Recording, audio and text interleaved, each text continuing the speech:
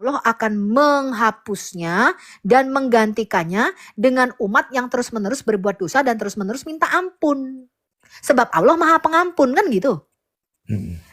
Jadi tujuan Allah menciptakan kamu untuk menjadikan kamu manusia berdosa. Bahkan Allah dikatakan dia telah menetapkan dosa perzinahan dari setiap anak cucu Adam. Nah itu nggak ada di dalam Alkitab kita. Allah itu ketika menciptakan saya, dia tidak menciptakan saya supaya, Sofiatul, gue ciptain lu ya. Supaya gue ini disebut maha pengampun, supaya gue punya sifat maha pengampun, maka harus ada yang minta ampun. Kalau minta ampun artinya dia harus berbuat dosa atau kesalahan. Untuk itu aku telah menetapkan kamu untuk kamu berbuat dosa, menjadi seorang pezina, supaya kamu terus-menerus berbuat dosa dan terus-menerus minta ampun sama aku, karena aku ini maha pengampun. Nggak begitu, Pak, logikanya Tuhan di dalam Alkitab saya. Ketika Allah menciptakan Adam, dia menciptakan Adam itu sempurna dikatakan dan kudus. Maka standarnya Yesus dikatakan, jadilah kamu kudus, sempurna, sama seperti Bapamu di surga adalah sempurna. Itu tuntutan Allah, Pak. Jadi Allah itu tidak menciptakan manusia untuk berbuat dosa, bahkan berzinah. Enggak begitu. Ya, makanya dikatakan di dalam hadismu, tidaklah berzinah orang yang berzinah dalam keadaan beriman, kan begitu. Tidaklah mencuri orang yang mencuri dalam keadaan beriman. Kalau Alkitab nggak pernah begitu. Alkitab itu ketika Allah menciptakan manusia, dia tidak pernah menciptakan dalam benaknya Allah nih, pikirannya Allah, tujuannya Allah ketika menciptakan kita. Itu Allah tidak pernah menciptakan manusia untuk terus-menerus berbuat dosa dan terus-menerus minta ampun. Betul nggak teman-teman? Ini beda, Pak. Karena Anda itu tidak mengerti tujuan Allah ketika menciptakan manusia, maka pikiran Anda Allah itu memberikan kenikmatan seksual. Enggak begitu, Pak. Ya, makanya tadi saya tanya sama Habib. Habib itu berkata, kalau wanita ini kan takdirnya satu suami. Ketika wanita ini diciptakan, itu kan hanya mempunyai satu orang suami. Makanya saya tanya, lah memangnya ketika Adam itu pertama diciptakan, istrinya berapa? Saya tanya. Ya satu. Loh, kalau Allah tahu Adam ini sukanya ngerangsang kemana-mana, nafsunya seksualnya besar, kenapa diciptain istrinya cuma satu? Kenapa nggak 72? Kan begitu. Betul nggak, teman-teman? Betul, Bu. Karena Tuhan itu menciptakan seksual, makanya Anda harus baca itu. Kejadian 1 ayat 26, dia menciptakan zakar dan nekebah. Zakar itu alat kelamin laki-laki, Pak. Nekebah itu alat kelamin perempuan. Dia menciptakan seksual, itu bukan untuk kenikmatan, untuk diumbar-umbar, untuk dengan 72 bidadari berdada montok, sehingga kesibukan kita adalah terus-menerus. Tuhan ya Pak, ketika di taman dia dan dia nggak bilang begini sama Adam. Adam, kamu sibuk ya, aku jadikan istrimu nih, banyak nih. Kuciptain istrimu ada banyak. Bela kesibukanmu di janah, ya, di taman di Eden ini, di janah, adalah apa? Memecah perawan-perawan istri-istrimu. Enggak begitu, Pak. Adam itu disuruh bekerja mengelola taman, mengelola bumi ini, mengelola tanah ini, menjadikannya lebih baik. Adam itu dijadikan partner kerja atau rekan kerja ilahi namanya di dalam Alkitab kita. Adam itu adalah Tuhan di bumi ini, gitu lah, ya. Nah, Adam itu nggak pernah diperintahkan begini, kesibukanmu nanti ya Adam adalah memecah perawan wanita. Enggak, Pak. Adam itu disuruh mengelola bumi ini, maka dikatakan di dalam Alkitab kita, dibawalah Tuhan membentuk binatang-binatang dari tanah, dan dia membawanya kepada Adam, lalu melihat bagaimana manusia itu menamai binatang-binatang ini. Adam itu dikatakan kamu bekerja dan memelihara taman ini, itu kesibukan Adam, Pak. Dia diberikan partner namanya Eser Kenegdo di dalam Alkitab kita. Eser Kenegdo itu adalah pasangan yang sepadan. Untuk apa? Sama-sama mengelola, menjadikan keluarga inilah keluarga Allah, sehingga mereka menghasilkan keturunan-keturunan ilahi yang takut akan Allah. Itu tujuan Tuhan menciptakan keluarga. Itu tujuan Tuhan menciptakan seksual atau zakar dan nekebah. Bukan untuk kenikmatan semata-mata. Makanya di dalam Alkitab kita dikatakan rahasia perkawinan itu besar, tetapi yang aku maksudkan adalah perkawinan hubungan antara Kristus dengan jemaatnya. Nah kalau bicara ini lebih panjang lagi saya bicara. Lama-lama saya nggak jadi masak nih kalau saya bicara ini, ya, karena saya udah lapar nih mau masak, ya. Karena Alkitab itu dalam, Pak Iksan. Kalau Anda mau belajar boleh. Luar biasa, Bu, luar biasa. Jadi saya menghormati, tadi mendengarkan, gitu, Bu. Jadi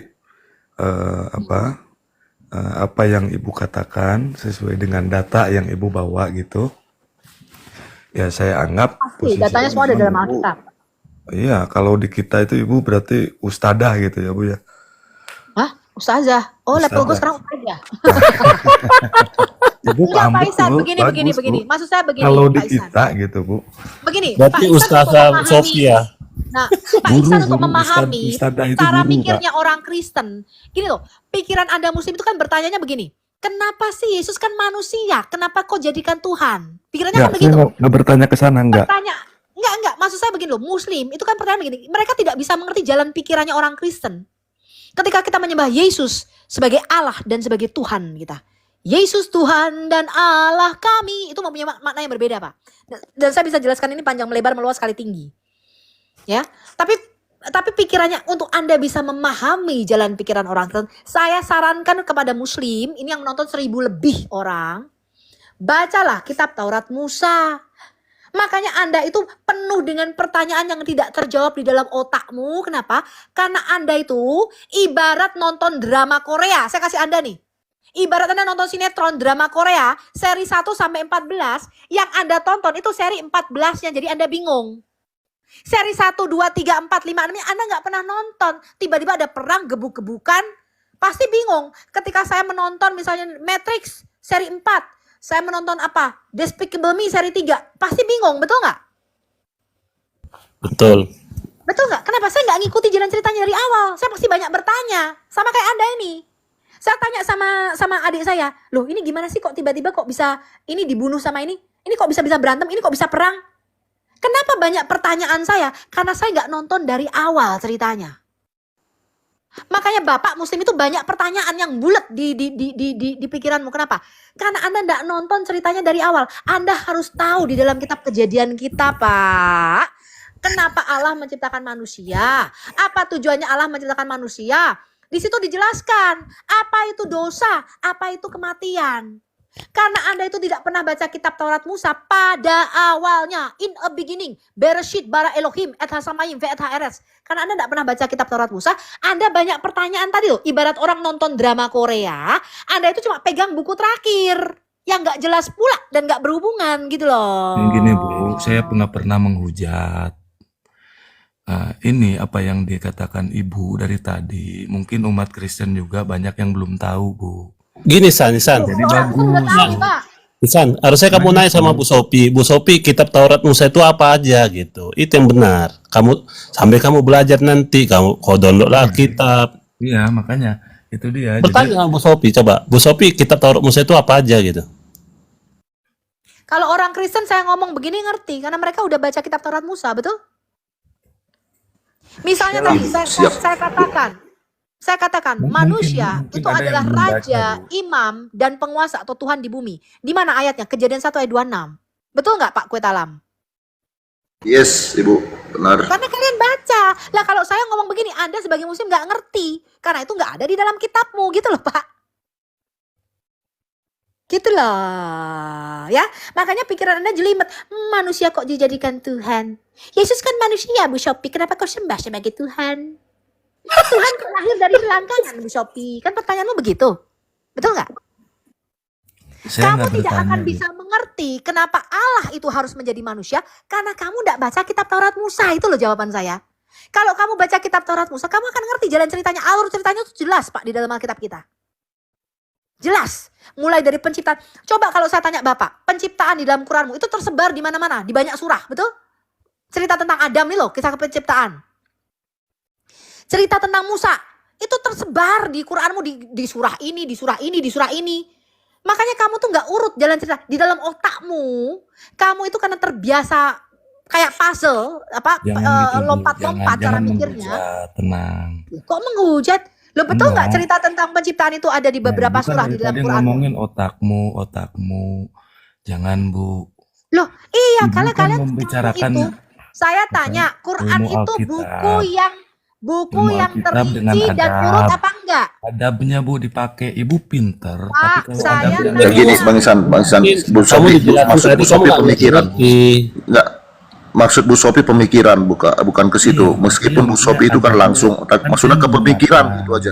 Lanjut Bu Sopi, ke pemikiran itu Bang Isan. Ini Lanjut loh Bu. Jangan teman-teman, sampai kalau kok di dalam saya Alkitab mendengarkan kok kita, ditolol-tolol sebentar gitu, Pak, Pak. di dalam Alkitab kita itu urut ceritanya, betul nggak? Dari mana asal dosa?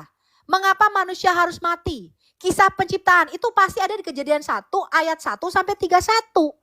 Penciptaan manusia ada di Kejadian 2. Kejatuhan manusia bagaimana dosa dan kematian itu bisa masuk ke bumi itu di Kejadian 3. Itu urut terus, Pak.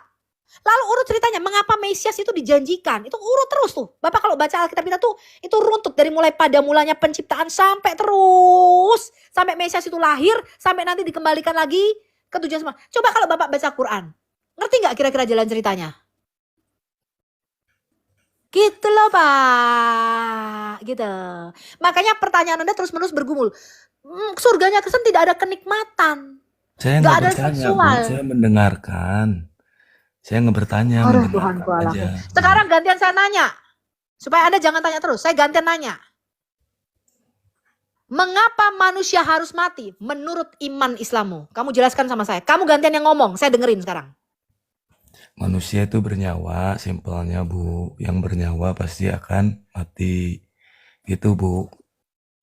Makanya kan saya sudah ngomong ya Pak Nabirong, Pak Kuetalam, sama Pak Kerbo Betina. Kalau saya tanya kenapa manusia harus mati, jawabannya pasti semua yang bernyawa harus mati. Anda tanya tuh, Muslim mulai dari kutub utara sampai kutub selatan ada jejer itu semua Muslim. Dari mulai Afrika sampai Amerika, dari mulai Ustadz Adi Hidayat sampai Abdul Somad ada jejer. Itu jawabannya pasti satu sama, betul nggak? Betul.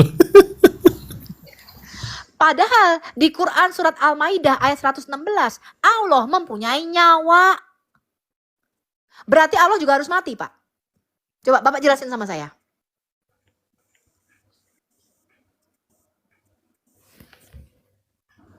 Pak Ihsan. Lagi berdua dia itu, Bu. Sekarang jangan saya yang jelasin. Saya yang tanya, Bapak sekarang yang jadi guru saya. Bapak ustadz saya. Bapak yang jelasin. Tadi saya jelasin Alkitab, sekarang Bapak jelasin Quran. Bapak tadi mengatakan, tadi Bapak mengutip surah Al-Ankabut ya, betul nggak? Bahwa semua yang bernyawa itu harus mati. Semua yang mempunyai nafs, jiwa itu harus mati. Pertanyaan saya Pak, di Al-Maidah 116, Allah Bapak itu mempunyai nafs, mempunyai jiwa. Apakah Allah Bapak juga harus mati? Nah, sekarang Bapak jadi ustaz saya, Bapak jelasin memanjang, meluas, melebar kali tinggi tadi kayak saya. Saya akan pendengar, Bu. Saya mendengarkan. Jelaskan. Itu Bu Sophie nanya tentang iman kamu, Al-Maidah ayat 116 itu. Jelaskan dulu. Coba jelaskan. Ya dari tadi.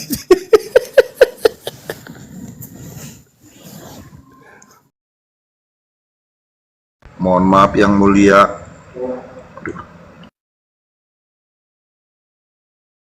Nah inilah Pak perbedaannya. Makanya saya katakan, kenapa Bapak tidak tahu ya dari mana dosa itu berasal? Apa itu kematian? Alkitab menyatakan ketika Allah menciptakan Adam, dia tidak pernah berpikir bahwa Adam ini diciptakan untuk mati. Tidak pernah Pak. Bapak baca tuh di dalam Alkitab kita. Betul nggak teman-teman? Betul. Ini Selama Adam, saya kasih tahu Anda Pak. Selama Adam itu mempunyai akses kepada pohon kehidupan. Di dalam Alkitab namanya Etz Chaim. Ya, jadi Tuhan itu menciptakan dua pohon yang bersifat rohani di dalam taman di Eden. Satu namanya Etz Chaim, pohon kehidupan. Satu namanya Etz Hada'af Tofara, yaitu pohon pengetahuan yang baik dan yang jahat. Dua pohon ini adalah makanan rohani bagi Adam. Selama Adam punya akses kepada pohon kehidupan, Adam itu tidak bisa sakit dan tidak bisa mati, Pak. Tidak bisa mati. Makanya nanti di Wahyu 22 ayat 14, barang siapa menang, kata Yesus, aku akan memberi kamu hak, akses untuk apa?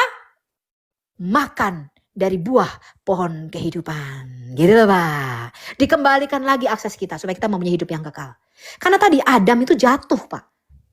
Makanya di kitab Wahyu, Tuhan Yesus itu datang untuk mengembalikan Adam ke posisi semula tadi loh Pak. Dosa itu di dalam Alkitab artinya meleset dari tujuan. Adam itu meleset dari tujuan ketika Allah menciptakan dia. Mudah ya Pak ya? Lah kalau Anda bingung, Adam itu berdosa makan pohon apa Bu Sophie? Pohon kuldi, betul di dalam Quran? Betul nggak? Nggak jelas kan? Padahal di dalam Quranmu tidak pernah ada perintah Allah yang mengatakan barang siapa makan buah dari pohon kuldi ini dia akan mati, betul nggak? betul. Kalau Alkitab dengan jelas Tuhan berkata Pak di Kejadian 2 ayat 17. Semua buah pohon dalam taman ini boleh kamu makan buahnya Adam. Tetapi mengenai buah dari pohon pohon pengetahuan yang baik dan yang jahat itu jangan kamu makan buahnya. Sebab pada hari kamu memakannya, kamu akan tamot. Kamu akan mati. Mot itu bahasa Arabnya maut.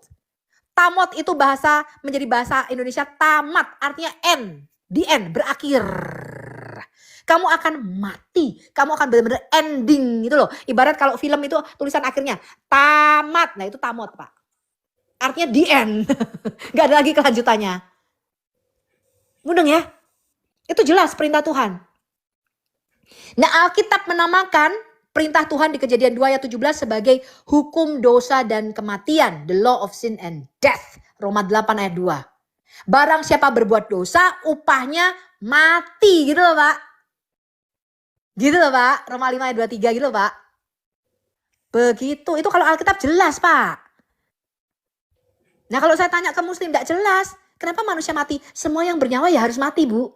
Begitu aja jawabannya. Ayo Ihsan, dijawab. Al-Maidah ayat 116. Bang Ihsan. Hadir. Coba dijawab dulu. Ibu Jelaskan dulu. Ibu sebetulnya benci banget dengan ajaran Islam atau benci orang-orang Islam, Bu? Saya kasih Halo, tahu Bu. Anda nih Pak. Gimana, Bu? Muslim itu harus kita kasihi. Benar, Coba betul. kita buka Roma 10 teman-teman. Betul. Mereka giat untuk Allah. Anda itu sholat sehari 5 kali Pak. Betul? Betul, Karena Anda betul. mencari kehidupan. Betul nggak? Betul. Bukan Anda sholat itu loh. Betul. Tapi tanpa pengertian yang benar. Ini kata Rasul Paulus. Jadi kamu bergiat untuk, kamu melakukan satu ritual agama. Tapi kamu gak punya pengertian yang benar. Itulah yang menyebabkan kesesatan. Saya kasih tahu Anda. Ketika Anda melakukan satu ritual agama, tapi Anda gak ngerti. Ya. Contoh nih, kalau saya tanya sunat.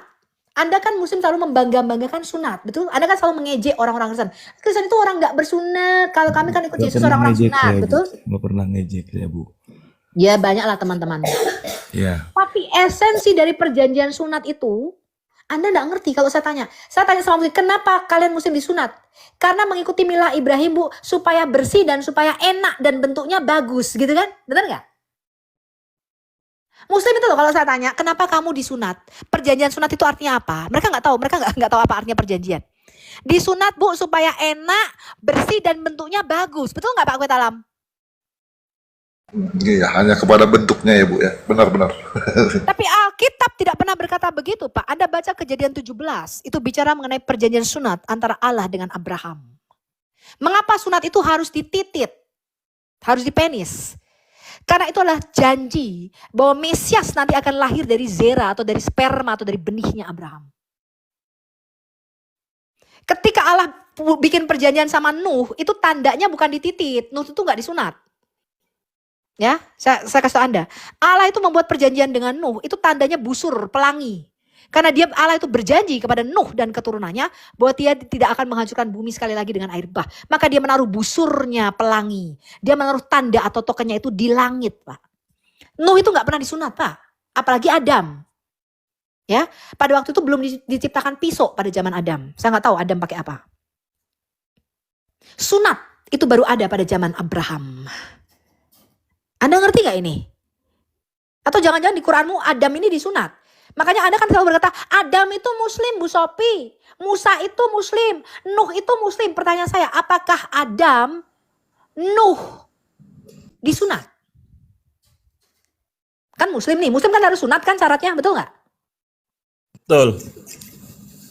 Adam sama Nuh kira-kira sunat gak? Ayasan, sunat nggak? Saya belum tahu, Bu. Memang nggak ada tertulis gitu aja bilang Chan. Ya, memang saya belum tahu, Pak. Gimana lagi mau nggak bisa bohong saya. Saya belum tahu. Malah ini baru tahu. Jadi apa yang kau baca di kitabmu? Ini baru tahu dari Ibu nih. Malahan. Mendingan jujur aja kan Pak ya, daripada sok tahu terus bilang tahu gitu. Mendingan seperti itu. Mendingan seperti itu. Iya, Lanjut Bu Sofi. Intinya adalah begini loh teman-teman. Mereka kan selalu mengatakan Adam itu muslim, Nuh itu muslim, nabi-nabi itu muslim, Habel itu muslim, semua nabi kan muslim. Lah kan syaratnya muslim kan disunat. Lah pertanyaan saya, Adam itu disunat nggak? Nuh itu disunat nggak? Sunat itu baru ada pada zaman Abraham. Ribuan tahun setelah zaman Adam. Kira-kira 2000-an tahun lebih. Begitu Pak Iksan. Makanya kita harus kritis dan cerdas. Ya. Ya, bagus Bu, betul. Makanya dari tadi saya nyimak Bu, dengerin terus buat bekal Bu. Ya, ini setahu saya di dunia nyata gitu ya Pak ya. Saya juga kan banyak berteman sama orang-orang Kristen, orang Chinese gitu kan. Tapi San, Pergaulan. Bu Sophie bilang kan, Bentar Bang Kerbau. Apa dia narasi dia Bang Kerbau? Jangan dipotong Bang. Bentar. Lanjut Bang Ihsan. Ya kan, berbisnis terus bergaul kan. Hampir saya setiap hari loh Bang. Teman-teman saya Chinese banyak. Ya kita nggak pernah bahas agama kan. Bahasnya ya tadi, kita berlaku baik, beradab baik sesama manusia ya. Jadi artinya lebih ada dimensi baru lagi nih ketika saya baru masuk ke roomnya yang mayoritas Kristen gitu ya Bu ya. Lebih ada dimensi baru. Jadi saya menyikapinya tuh ini takut tadi tuh kan Pak. Ketika bertanya takutnya disangka apa kan. Ketika pingin tahu takutnya disangka melecehkan atau apa kan gitu Pak ya. Padahal saya nganutnya ya kehidupan sehari-hari, saya bergaul dengan yang beda agama itu udah sangat sering, bahkan setiap hari pasti saya nelpon, pasti saya gitu Pak. Nah makanya harapan saya itu ketika di room ada muslim gitu ya, nah coba berpikir positif dulu nih gitu. Berpikir positif kalau ada yang nanya, karena memang belum tahu dan nggak tahu gitu Pak. Nah, bahkan kalau di dunia nyata kita ke teman gitu ya yang beda agama itu malah malu mau nanyain tuh Pak, bener nggak? Sebenarnya itu gimana kan? Tapi Malah udah. malu. Nah jadi melalui media-media ini malah bisa lebih leluasa kan nanyanya kan. Jadi berintegrasi bahwa pemahaman itu ilmu kan ya. Tadi ilmu itu seluas lautan gitu yang belum kita tahu terus kita gali menjadi tahu kan gitu ya Pak ya. Nah, dari mana aja gitu, dari sesama beragama, dari beda agama. Kan siapa tahu yang mendengar yang bertanya saya yang belum tahunya juga banyak gitu kan. Bisa mendengarkan juga. Apalagi Iya, ini memang media itu banyak alat itu sih Kak Iksan. 1 juta lebih kan gitu Bu. Jadi mohon Kalau maaf kalau misalkan saya 1 beda juta lebih. agama terus masuk ke sini bukan berarti pingin cari musuh gitu ya atau mengolok-olok atau Mana. enggak sama sekali gitu Iya. ya. Jadi Tapi artinya kita wajar. Yang pasti minta maaf lah. Yang pasti juga ada kesalahpahaman di situ Bang Ihsan. Kenapa? minta Karena maaf. kebiasaan kita menghadapi seperti itu pertanyaan kayak ada tendensius di situ biasanya. Cuman kalau Bang Ihsan udah mengaku seperti ini, ya bentar Bang. Makanya ketika Bang Ihsan ngomong kayak gini, ya aku pribadi minta maaf, kita juga minta maaf tadi, itu aja. Yang penting Abang kritis, bertanyalah sesuai dengan sesuai lah gitu aja sih. Karena tadi pertanyaan Abang itu seolah kita makanya ketawa tadi sebagian, seolah itu kayak seperti kebiasaan Bang. Bertanya itu jadi polemikus. Sebenarnya mau berpolemik dan juga seolah mau kita bilang kayak biasanya lah gitu. Tapi makasih lah udah ngaku kayak gitu. Ya Bu Sophie ya.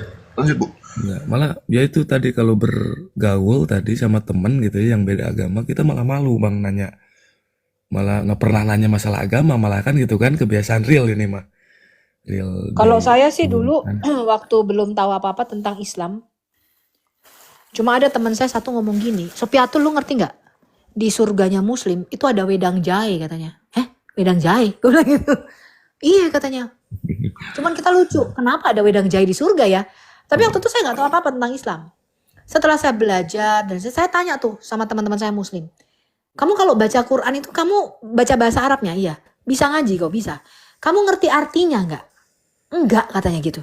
Saya tanya pembantu saya nih loh, kamu kalau di rumah itu kamu ngaji baca Quran pakai bahasa Arab? Iya. Kamu ngerti artinya nggak? Enggak, katanya gitu.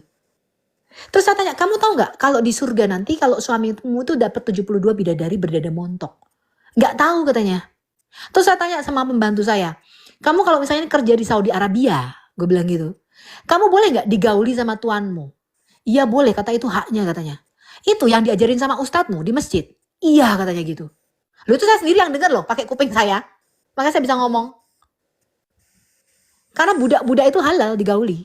Di dalam surah Al-Mu'minun ayat 5 dan 6. Saya baru tahu ini semua setelah saya belajar Al-Quran, Pak. Saya belajar itu 6 tahun, Pak. Ini tahun ke-6. Saya masih terus belajar tentang agama Anda. Ya, bagus Bu, bagus. Ya makanya itu dia bertukar ilmu gitu ya Bu ya, pengetahuan lah ya. Pelajaran itu kan gak harus sesama agama, ya, di luar agama juga kita butuh kan gitu Bu. Nah, sedangkan ya ngisi waktu susah tidur gitu ya. Jadi ngisi waktu mendengarkan Ibu tadi memaparkan gitu kan. Saya serap gitu Bu, saya serap dan gak ada maksud untuk tendensi ke arah lain ya Bu ya. Maksudnya tendensinya memang ya bertanya, tapi kan ya tadi kalau saya bertanya itu ya tadi kalau ada yang belum dipahami saya tanyakan kembali. Itu aja sih Bu, jadi nggak ada. Gak apa-apa, kalau saya sarankan begini Pak, Bapak pelajari Quranmu, Bapak pelajari hadismu, Bapak pelajarin agamamu tadi. Bener nggak yang informasi-informasi yang Sofiatul tadi berikan? Lalu saran saya, Bapak baca Alkitab. Nanti baru Bapak tidak tahu apa tentang Alkitab, Bapak tanya sama kita. Kan enak. Ya? Ya Bu. Ya, kalau nggak punya Alkitab bilang sama saya, nanti Bang Pendi yang akan kasih. Gitu Bang. Ya? Siap, Gitu Bu. Pak Ismail. Jadi baca Alkitab Pak, supaya Bapak ngerti jalan pikirannya orang Kristen. Jangan dengerin sana. Saya Pak, ketika saya mau mempelajari Islam, saya enggak dengar dari polemikus-polemikus Islam. Enggak. Saya tuh saya tuh beli bukunya loh. Saya punya Quran, saya punya buku-buku Anda. Saya baca hadismu, saya baca sirah nabawiyahmu. Saya pelajari betul-betul Pak. Saya pelajari tuh bagaimana ya Quran ini kok bisa sampai ke tanganmu tuh, kanonisasinya seperti apa. Mana Quran zaman Muhammad? Makanya saya tadi ketika berdebat, Bapak lihat kan, saya bisa tahu semuanya. Karena saya belajar. Gitu loh. Saya tuh baca bukumu Pak, saya sampai mengeluarkan uang untuk beli buku-buku Anda. Buku-buku Islam itu loh. Bapak kalau mau tuh tahu di laptop saya punya hadis lengkap Pak. Bukhari, Muslim, tafsir lengkap Pak. Jalalain, Al-Qurtubi, Ibn Katsir, lengkap tuh. Al-Samaksari, semua saya download. Karena saya belajar. Ya, bagus. Gitu loh, Pak. Bagus. Luar biasa nih Ibu nih. Luar biasa. Ibu tinggal di mana Bu? Di Kutub Utara, Wih, bagian selatan. Ihsan, kamu lengkap nggak seperti Bu Sophie? gimana? Kamu lengkap nggak punya kitabmu? Aku takut kalau Muslim nanya-nanya kamu tinggal di mana nih, soalnya mereka tuh punya pikiran berkembang biak istri ini boleh diputus. Waduh. Udah pikirannya udah negatif aja nih.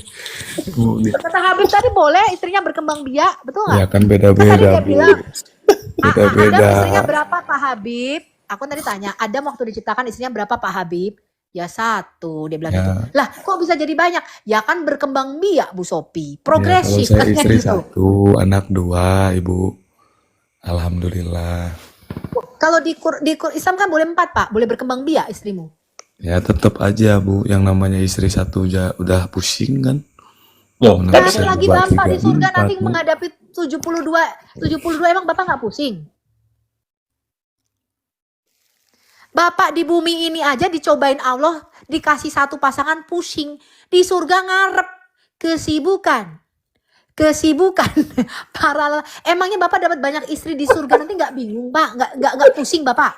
Bapak bisa bunuh diri loh Pak. Saya kasih tahu Bapak. Coba Bapak pikirkan, Bapak menghadapi saya saja wanita seorang diri Sofiatul, Bapak udah pusing.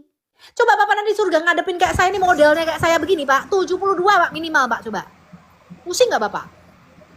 Nggak pusing Bu, kalau ngadepin ibu makan dengerin ya. Pusing siapa Jujur, yang jujur, nambah? jujur, Pengen nambah. jujur, Bukan ke situ. jujur deh Bu, jujur Bang Sisan, nggak pusing dia sama Ibu tadi. Cuman pertanyaannya kritis tadi. Ya. Tapi gini, ada tahapan ya, maksudnya kayak saya misalkan tahapan-tahapan yang mana udahlah nggak ngarepin surga sama neraka gitu ya Bu ya.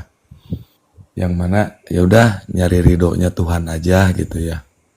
Kita hanya manusia, ibadah aja kayak gitu Bu.